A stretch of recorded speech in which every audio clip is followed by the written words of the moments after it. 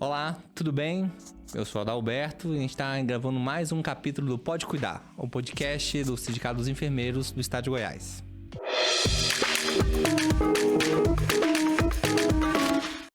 Tudo bem?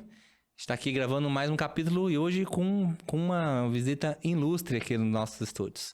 A gente está entrevistando Mauro Rubens, nosso deputado estadual aqui, que vai falar um pouquinho aí sobre essa trajetória, sobre as conquistas e as lutas que tem vivenciado aí durante todo esse tempo. Vamos lá, Roberto? Olá a todos que nos acompanham nas nossas plataformas. Hoje nós estamos aqui com o companheiro de luta, Mauro Rubens. O Mauro que é odontólogo, que é parlamentar, que é deputado estadual. E eu vou passar aqui para ele se apresentar aqui para nós, Acho que é boa parte, de nós, os profissionais da saúde, especificamente, já conhecem o Mauro, mas nada melhor do que a apresentação pessoal. Obrigada, Mauro, pela sua presença. Roberto, eu que agradeço, Adalberto. Parabenizar o Sindicato dos Enfermeiros. Como pode cuidar, Quem não comunica se trumbica, Então, esse podcast aqui é muito legal, parabenizá-lo. Mas é isso mesmo, é filho da dona Neuza, seu Rubem Jonas, nasci em Firminópolis, E nessa caminhada aí como cirurgião dentista, especialista em saúde pública, e num momento interessante do Brasil, que foi a redemocratização, o fim do regime militar, que eu me formo em 83, vai fazer 43 anos, Roberto. 43 anos esse ano agora, de formar. 40 anos, desculpa. Anos. Não, você fica velho demais, Mas 40 anos. Então, e nisso trabalhando na saúde pública, ajudando essa construção do sistema de saúde, desde antes da 8ª conferência, muito na 8ª conferência, e nesse processo todo que a gente vem aí dessas últimas 3, quase 4 décadas. Mauro, eu queria que você dissesse pra gente um pouquinho de como foi a sua inserção nesse mundo sindical, nesse mundo de representação mesmo dos trabalhadores. Como é que aconteceu isso? Bom, é interessante assim, na faculdade, como eu estudei uma faculdade particular, lá na Faculdade de Odontologia de Anápolis, hoje Unievangélica, Então lá o movimento estudantil não era tão forte, a gente tinha muito problema local mesmo. As nossas grandes brigas lá era com a direção da escola, teve uma série de ações lá interessantes. E depois de formado, e ao longo desse processo mesmo, com pequenas interações fora da universidade, da faculdade ainda na época, mas já tinha uma inquietação em relação a buscar por justiça. E quando eu me formo e começo a trabalhar na Secretaria Estadual de Saúde, aí naquele processo todo da construção discutindo o que era o sistema de saúde, ali 84, 85, você veja bem. E com isso, o entendimento para poder levar a saúde pública para a sociedade nos colocou no desafio seguinte: bom, você tem alguns caminhos, que é mais ou menos esse que nós estamos indo no controle social. Ou é governo, ou é trabalhador, ou é usuário. Aí eu não encaixava nem como usuário e rejeitava a situação de ser governo. Então, aí foi uma entrada no movimento sindical para poder ser um instrumento na construção do sistema de saúde.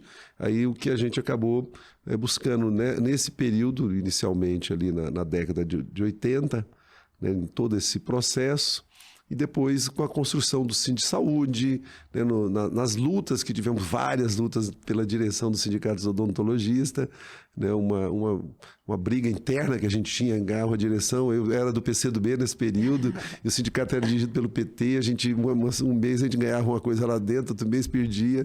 É uma briga nesse processo, a construção do sindicato e a construção do Sistema Único de Saúde, Então, aí houve uma fusão de interesse.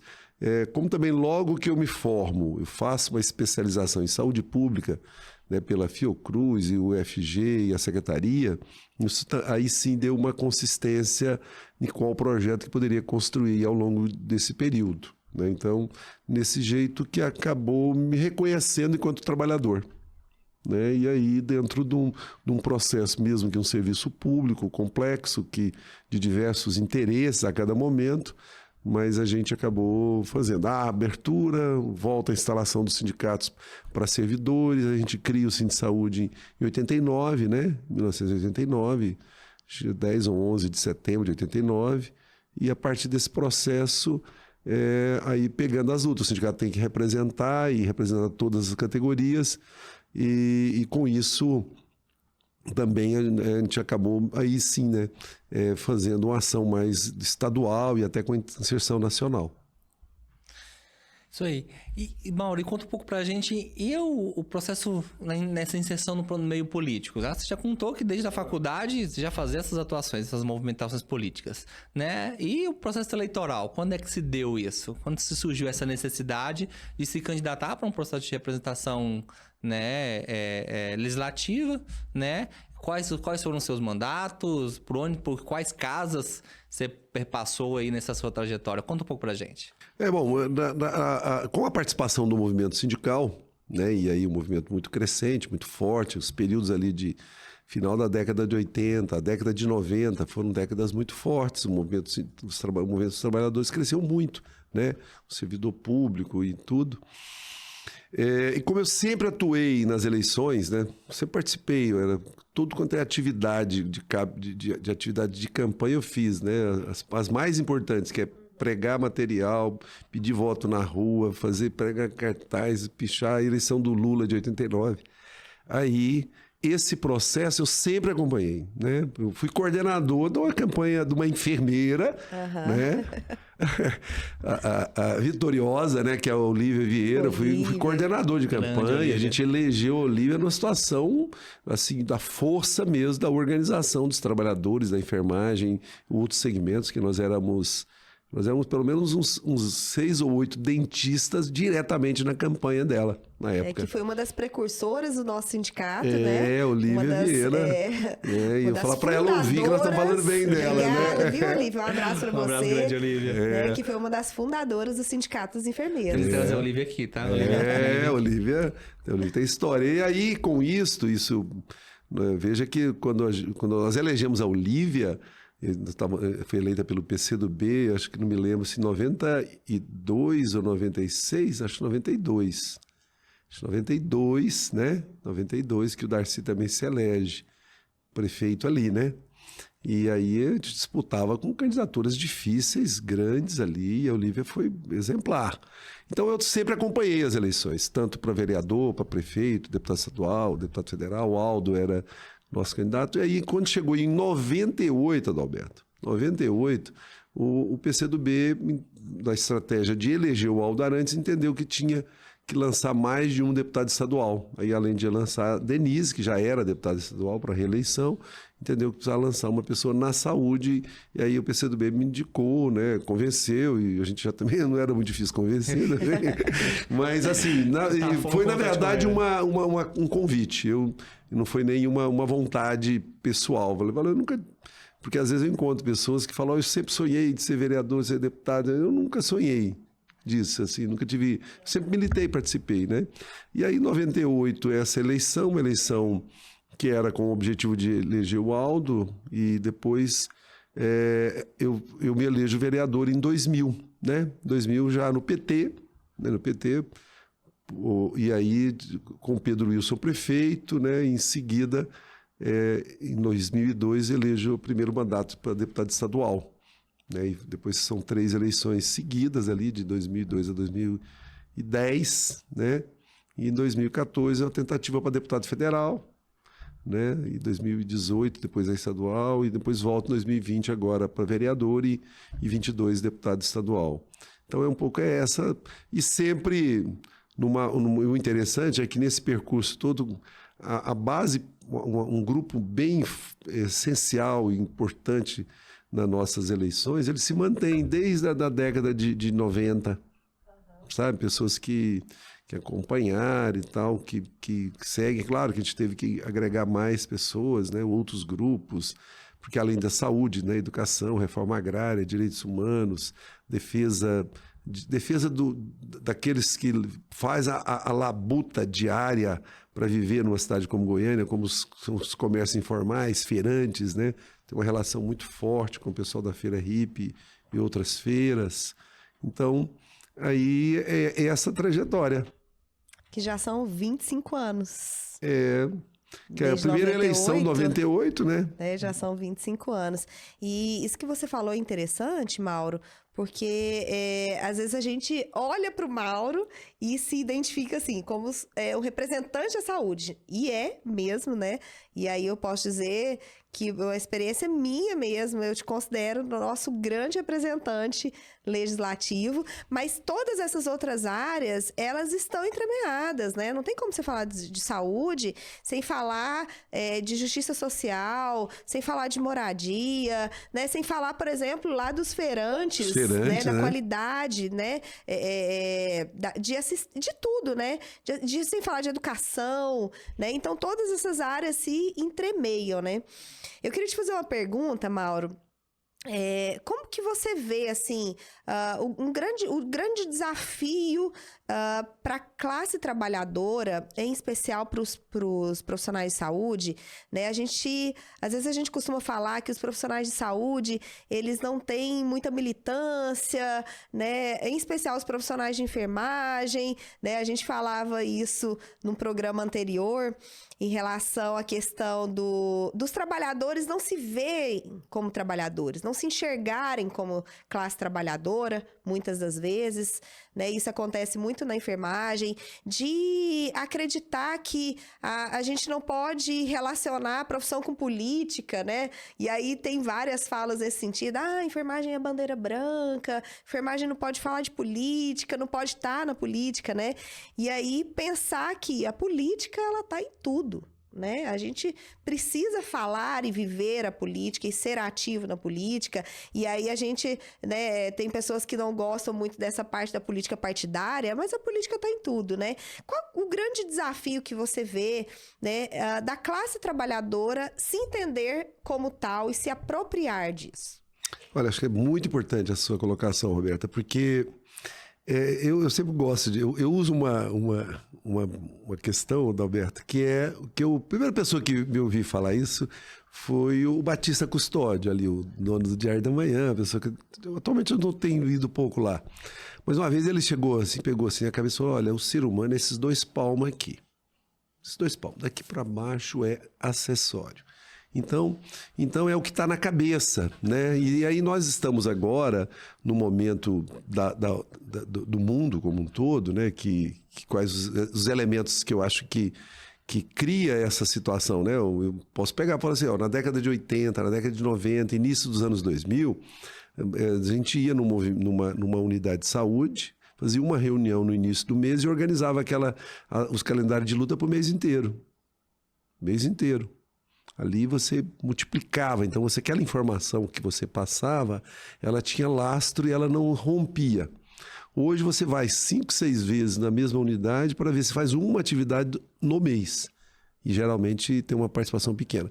Então a pergunta é, o que está acontecendo? Bom, está na cabeça. Nós somos... Quer dizer, existe um projeto, né? E aí ele é complicado de ser combatido, porque é um projeto que quer literalmente regredir os trabalhadores a escravos. Só que eles não falam, olha, você vai ser um escravo. Não, você vai ser um empreendedor. Vai ser dono do seu tempo. Você vai mandar em você. E que bobagem é essa? Você ficar aprendendo com esse negócio de reforma da Previdência. Você não vai precisar disso, não. Você vai ganhar a sua vida e vai ter uma casa, vai ter seus rendimentos, vai aplicar e você vai viver de boa. Não vai, né? Então, essa ideologia... né, que ela vem de vários lugares, é uma estratégia muito forte, aí você junta uma elite, no caso brasileira, né, extremamente atrasada, né, que ela briga contra o Bolsa Família, porque ela quer pagar menos que o Bolsa Família. Isso aqui é o que acontece. Que não quer ficar feio, né? Eu até atualmente perderam até o pudor.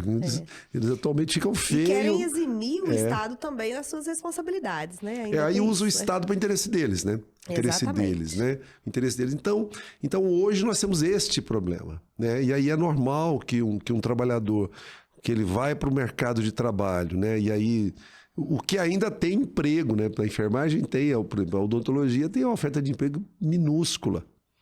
Né? Você não está tendo nem, como a professora Ana Lúcia, né? Que sugiro um dia vocês trazer ela aqui também, acho que é legal. Ana Lúcia Silva. Ela fala, não tem nem quem quer me explorar Que eu tenho aqui, né? E porque a lógica do funcionamento e aí também é claro que é tudo em cima dessas OS, que é uma das...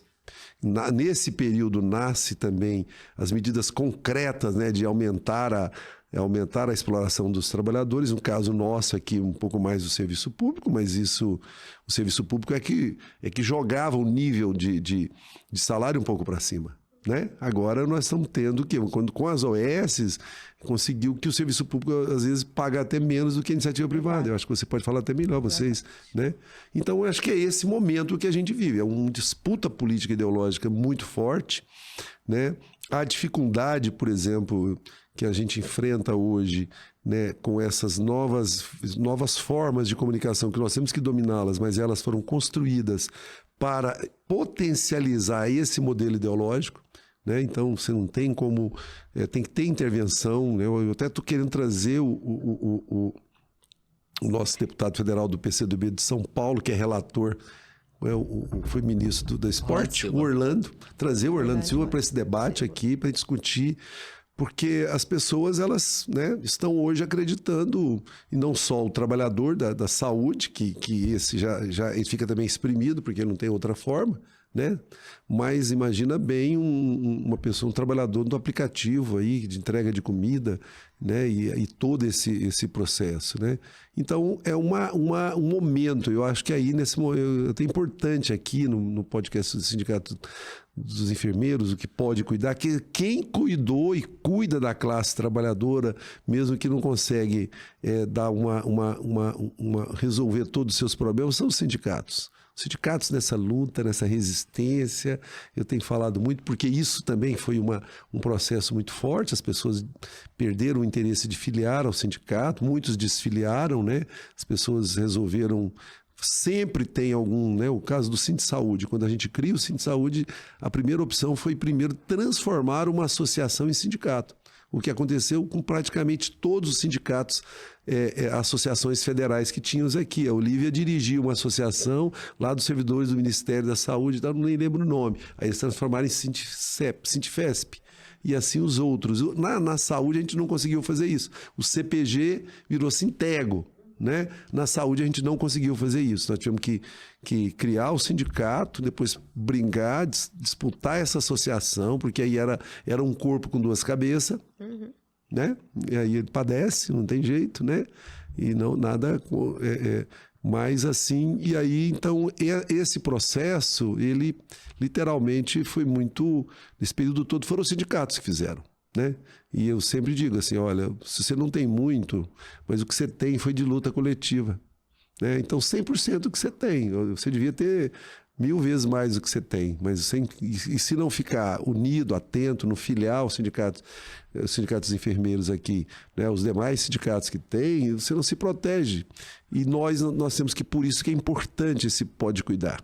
Porque nós temos que discutir filosoficamente, mostrar a realidade. As pessoas não estão vendo que estão virando escravo, né? Estão destruindo o planeta, né? É tudo de ruim, né?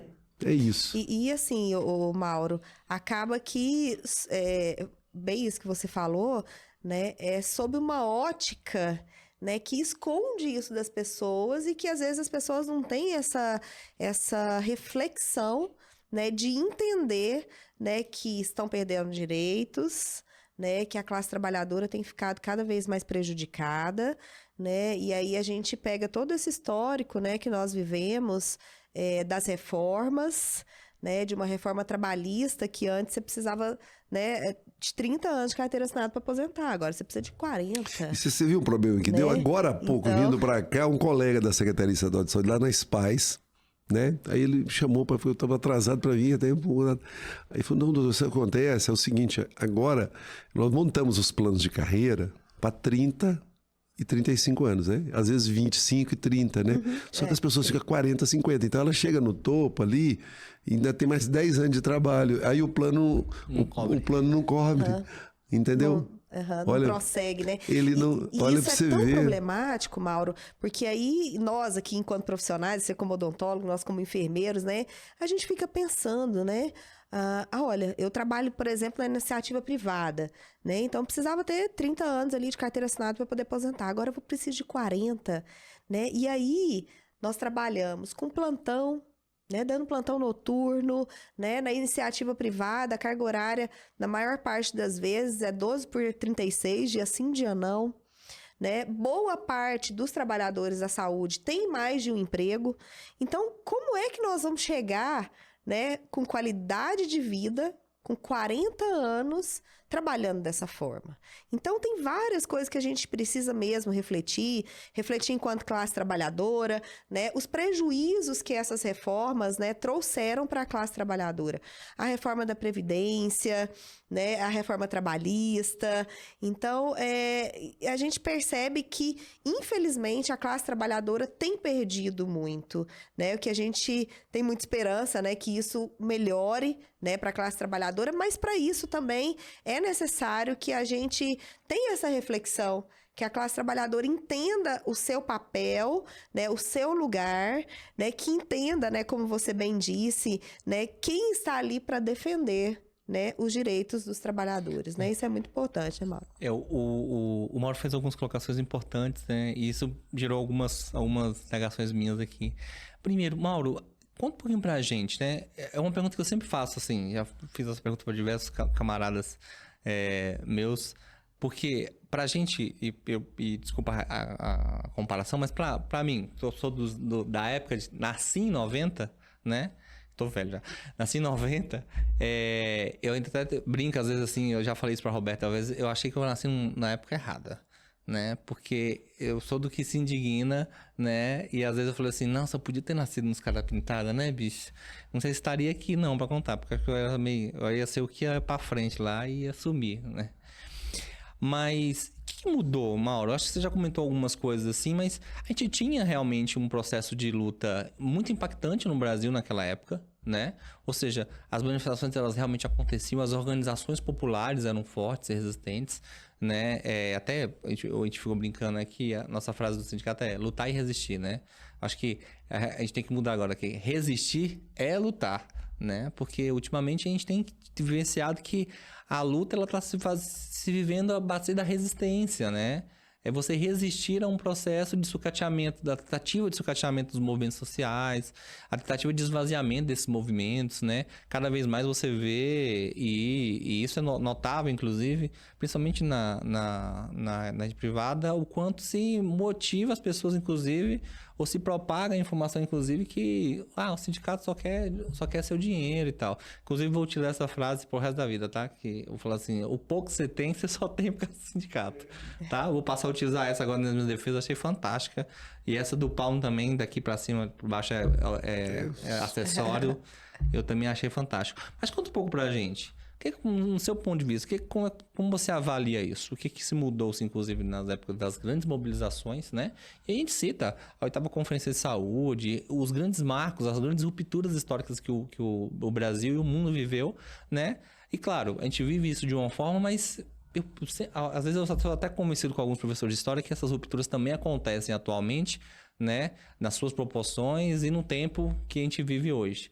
Mas eu ainda sinto que eu acho que a gente precisa, e comento rápido o que você falou, uma vez sou do movimento inclusive que foi pra rua, né, optar pro passe livre estudantil, né, na época, e a gente apoiou, inclusive, se juntou à luta dos professores que estavam em greves, inclusive, e lotamos, inclusive, o grande anel da Praça Cívica, inclusive, com diversos estudantes, onde a gente ia para a porta da escola, né, para entupir o cadeado da escola e trancar o cadeado para evitar que o estudante, inclusive, entrasse na escola, porque o diretor era orientado o seguinte, o aluno que entrou não sai. Né? Então, se o aluno que entrou não sai, a gente entendia que se a gente fechasse o portão e ninguém entrar, a gente podia botar todo mundo no ônibus. Fechar de fora. Não, a gente correu sérios riscos com isso, né? Porque passamos a ter responsabilidade sobre aquelas pessoas. Mas eu acho que ninguém se arrependeu, né? Porque os frutos dessas mobilizações são muito grandes. Como é que você vê isso? Há realmente uma grande mudança? Isso é reflexo, inclusive, de todo esse plano, né? Enfraquecer, de né? enfraquecer os movimentos, isso segue uma lógica. E aí eu acho que você podia emendar também e contar um pouco pra gente e qual a importância dos mandatos, não só o seu, mas quando a gente fala de mandatos, os mandatos populares, né, os mandatos participativos, né? Qual a importância disso para os movimentos sociais e, claro, como a gente está falando da área da saúde, o que isso impacta diretamente? Você que vem do sindicato e consegue associar muito bem essa história de luta do sindicato junto com a luta parlamentar em suas várias instâncias, várias esferas. Conta um pouco para a gente. Roberto, eu acho que nessa linha, né, o que aconteceu com o mundo, né? Eu tava, a Roberta falando ali, quase que eu peguei esse papel e fiz aquele desenho histórico do movimento sindical do início do século passado, que eu acho maravilhoso aquele. Assim, você pega o dia e divide em 3 partes de 8 horas. Então, 8 horas para você trabalhar, 8 horas até para o descanso e 8 horas para você fazer a sua vida, estudar, curtir, cultura, né? Isso para mim é assim o equilíbrio, né?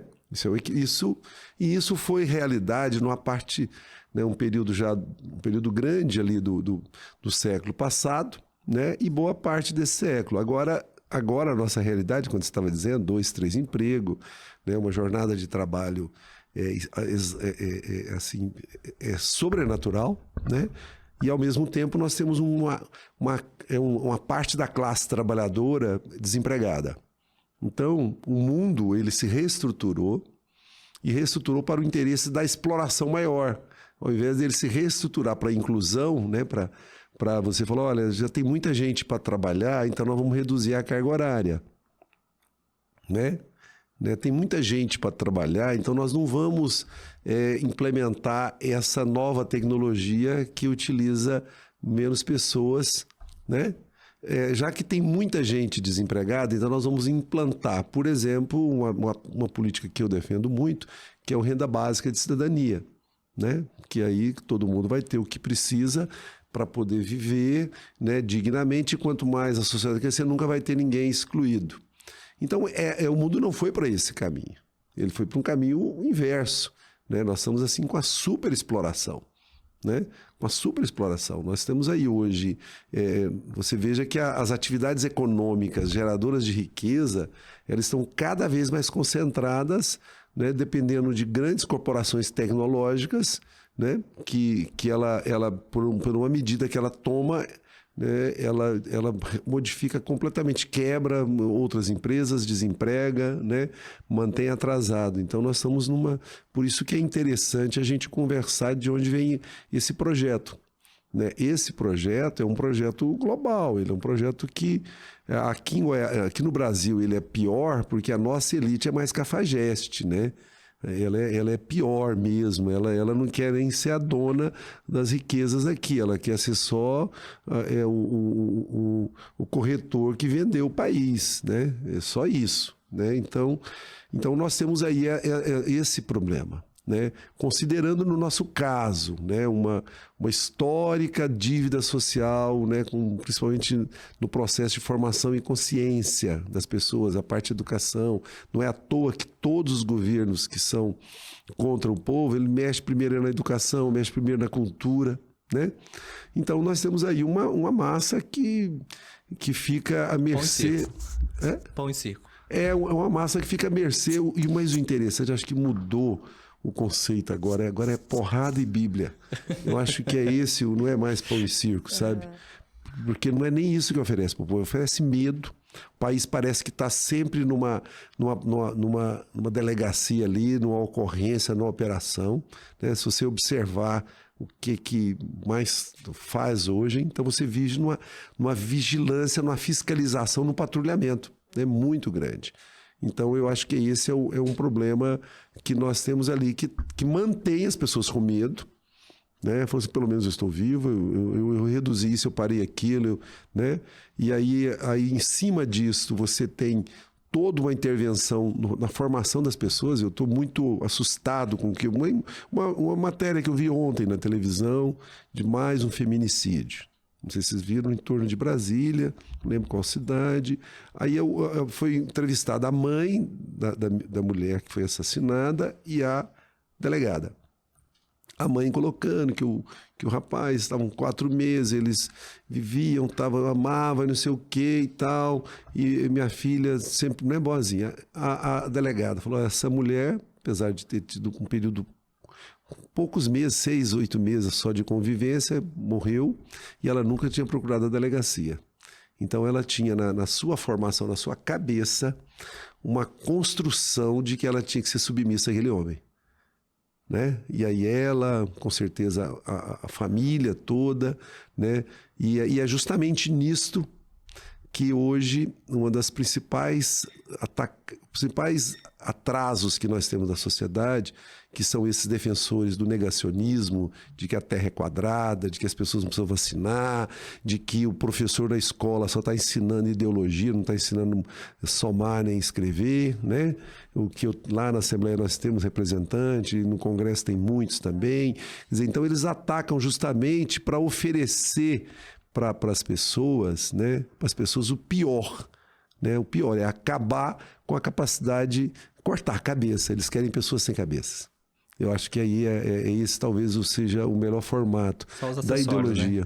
Né? Só que é os acessórios, que é o músculo para trabalhar, o corpo para usar, sabe? O corpo para usar, é para isso, não quer mais nada, não quer, né? E por isso que é proibido pensar, é proibido tudo.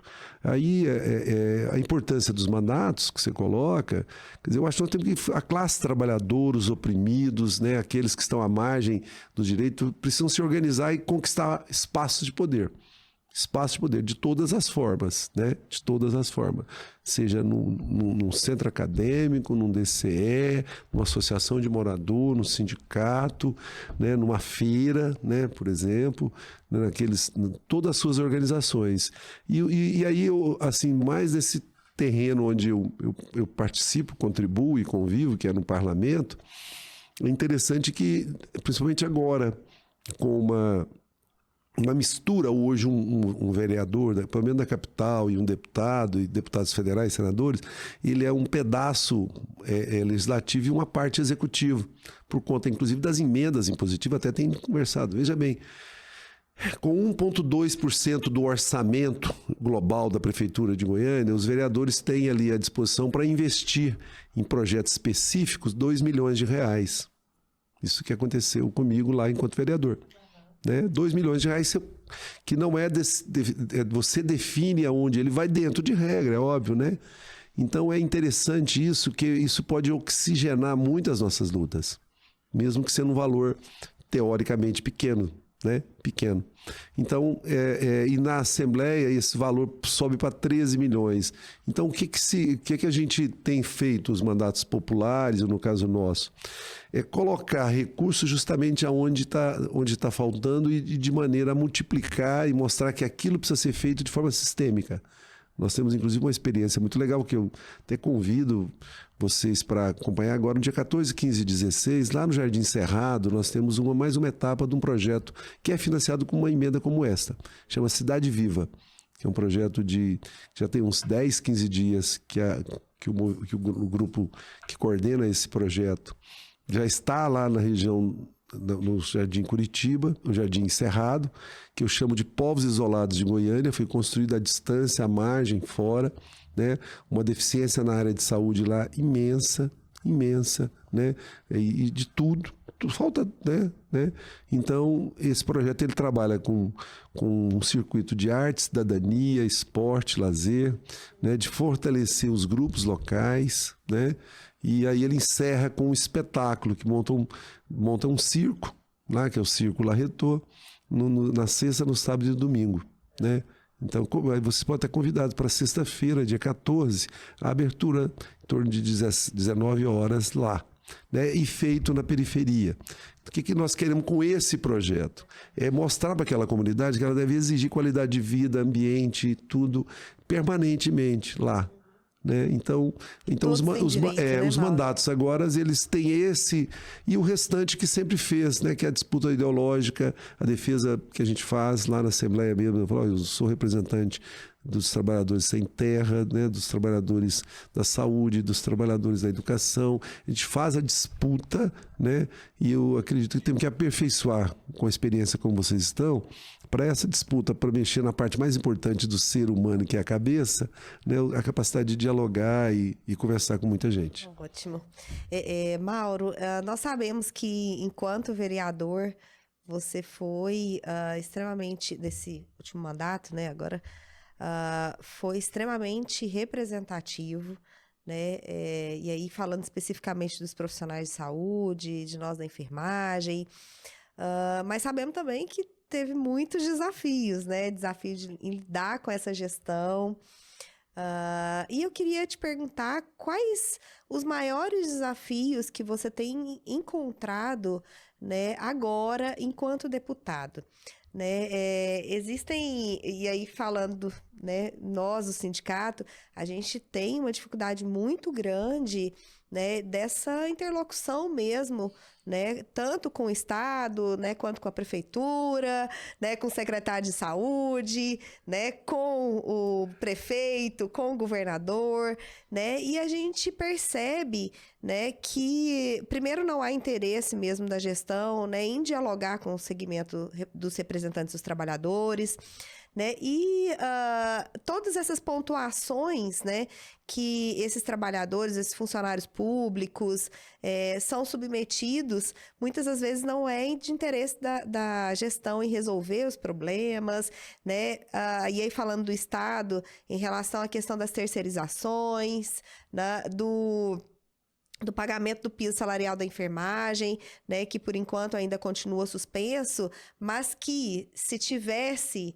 né, a vontade tanto do governador quanto do prefeito de Goiânia em pagar, já poderia estar pagando. Claro. Né? Poderia então, antecipar, assim, né? Então, e algumas prefeituras não só não está fazem, pagando, né? como o governo encaminhou ainda uma nota, né, ao Supremo, dizendo da inviabilidade de pagar o piso, né? Então, eu queria te perguntar, assim, quais os grandes desafios que você tem vivenciado, né, enquanto deputado, nessa representação mesmo dos trabalhadores, né, e nessa representação da população no sentido geral e da interlocução com o governo? A experiência na Câmara Municipal, né, 35 vereadores, e a grande maioria acreditando ali, né, nesse projeto de não vacinar, né, tanto que praticamente todas as matérias que a gente apresentava para o combate à pandemia do Covid, nós perdemos.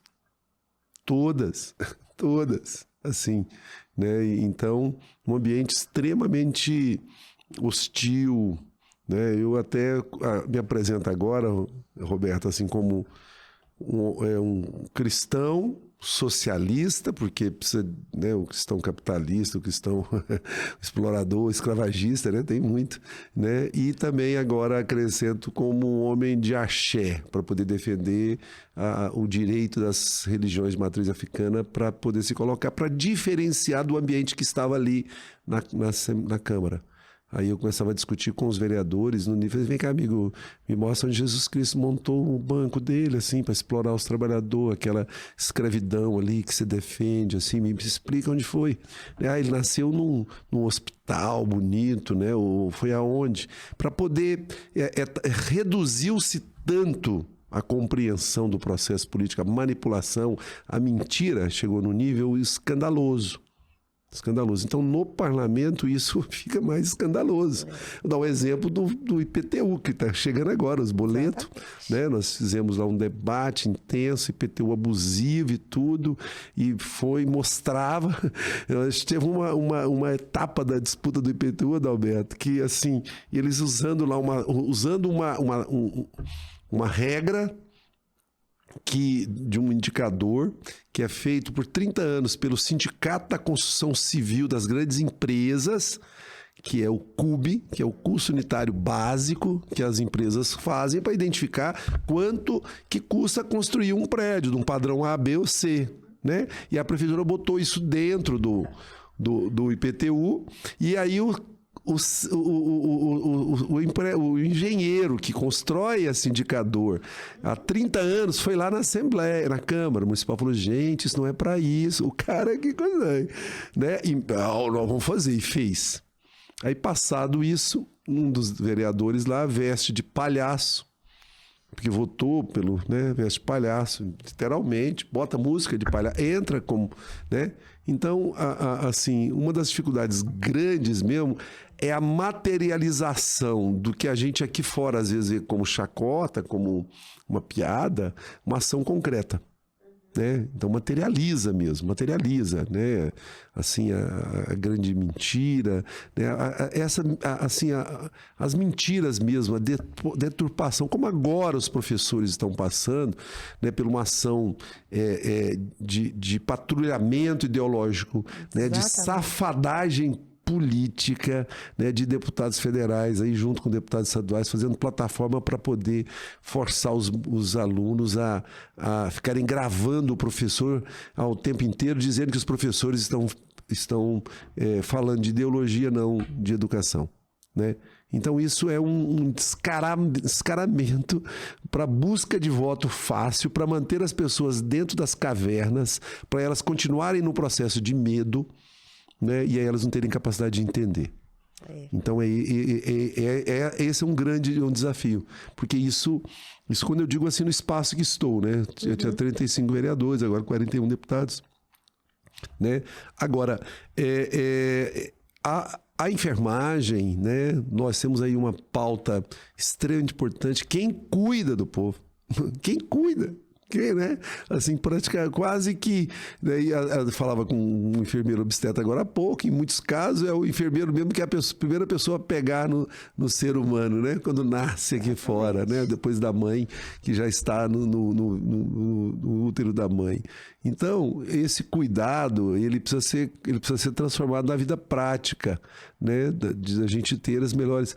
A ignorância chegou a um ponto tal que o rico, ele quer que alguém muito, muito escravizado possa cuidar dele. É uma ignorância sem tamanho, né? Falar assim, eu vou contratar um piloto, um dos piorzinhos que puder, para me botar no avião e a gente cair ali na frente. Então, eu acho assim, dado essa farsa que é também hoje as grandes empresas de saúde, né? Uma farsa, né? E vem junto com... Eu estava analisando, vocês dois são da saúde, qual a pior doença que Goiás já teve nos últimos 20 anos? O que acho que mais acarretou... Nós tivemos, né? A pior doença chama OS.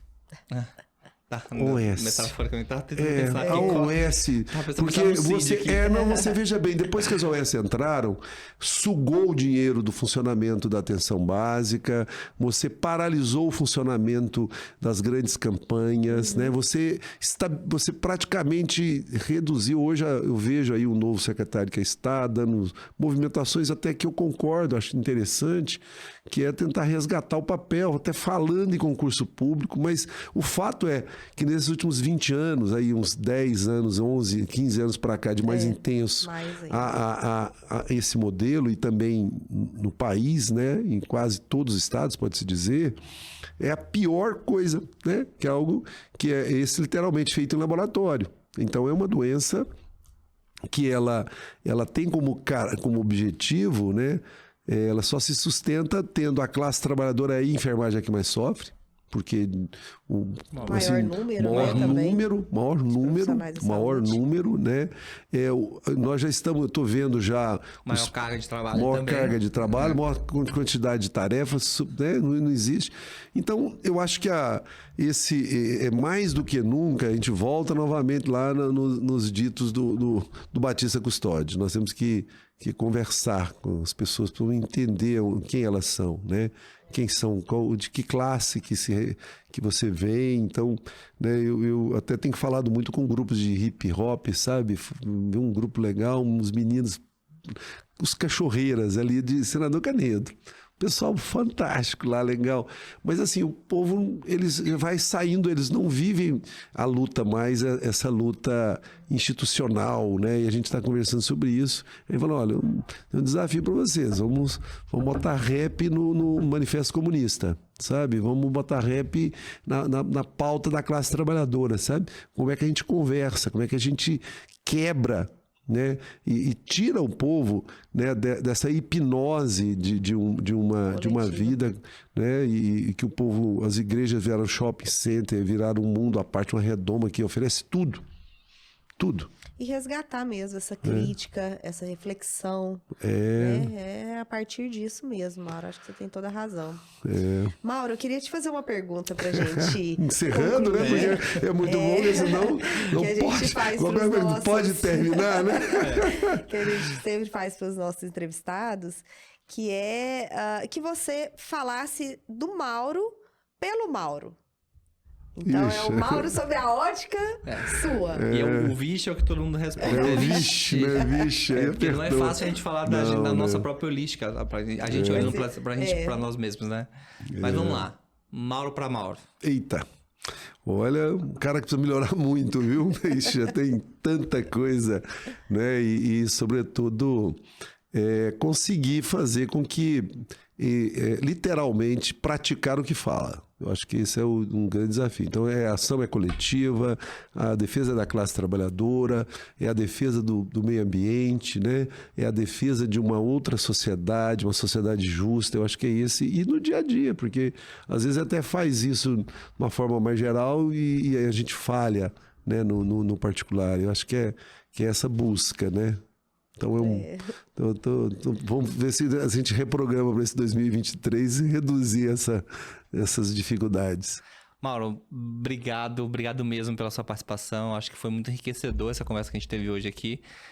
Não só pra gente aqui, eu acho que a gente costuma dizer o seguinte: cada vez que a gente tá trazendo um novo convidado aqui, a gente aprende um pouquinho mais, né? Sobre um novo olhar, uma nova perspectiva.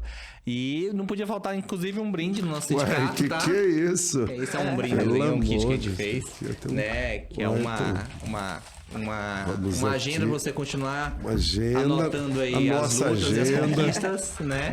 Uma agenda que é uma agenda lotada. Olha aí, que produção, tá conseguindo aqui, produção, pegar bem aí, tá bom, né? E uma garrafa de água, porque vai suar muito ainda para as conquistas populares muito aí, bonito, tá? E vamos legal, repor água, tomar água é importante. Não, tá Mauro, ótimo. eu quero te agradecer muito pela presença. Acho que foi um bate-papo muito interessante, né, muito produtivo.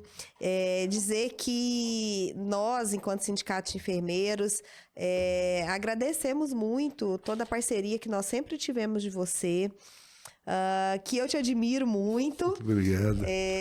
Que você, sem dúvida alguma, é um grande espelho e inspirador para nós que estamos numa caminhada mais inicial, vamos dizer assim, né? E que você realmente é inspiração, que a gente se sente representado mesmo, né, por você, pelas lutas da enfermagem, pelas lutas da classe trabalhadora.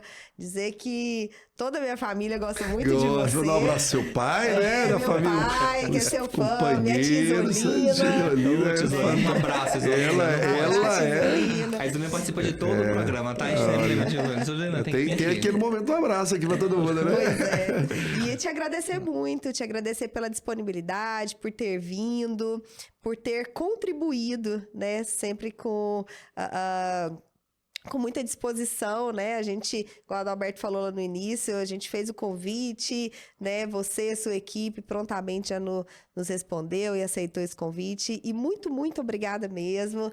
E continuamos, né, lutando aí nas trincheiras, né? Na defesa dos trabalhadores. Isso aí. Beto, olha, muito obrigado, Adalberto. E volto a dizer, né? Acho que o caminho nosso é esse, de aproximarmos, ficarmos mais unidos, construirmos um novo modelo de enfrentamento dessa realidade. Não serão com as mesmas armas que a gente vai conquistar a dignidade que a classe trabalhadora já teve um tempo e agora, inclusive, mais desafiadora, né? Então, acho que o Sindicato dos Enfermeiros também é uma entidade que a gente tem um carinho e uma alegria muito grande de ver sempre na luta, todos os enfrentamentos, todas as dificuldades, né? Porque se eu entendo que a pior doença é uma OS, eu imagino aqueles que estão lá buscando, enfrentando essa doença diretamente com o Sindicato dos Enfermeiros, porque eu tenho dúvida disso, né? E aí também convidar vocês para a gente poder caminharmos juntos, né? Eu acho que fica aí reafirmo o convite, né? No próximo dia 14 é o dia 16 agora de abril, né? O podcast passa muito tempo, mas quem estiver disponível, participe lá no Jardim Cerrado, né? Eu acho que é uma experiência muito legal que a gente leva, né? Que lá tem muita gente para ser cuidada. Valeu, à disposição. Obrigado, gente. Obrigado a todo mundo. Né? Obrigado a todo mundo. Pra você que ainda não assistiu todos os outros episódios, eles vão aparecer aí na tela e estão em todas as nossas redes sociais. Pra você que também é enfermeiro, ainda não é associado, não é sindicalizado, o link também tá aqui. Proteja-se, filie. Proteja-se, filie e ajude a gente a construir essa luta que é cotidiana, tá bom? Muito obrigado e a gente se vê no próximo capítulo.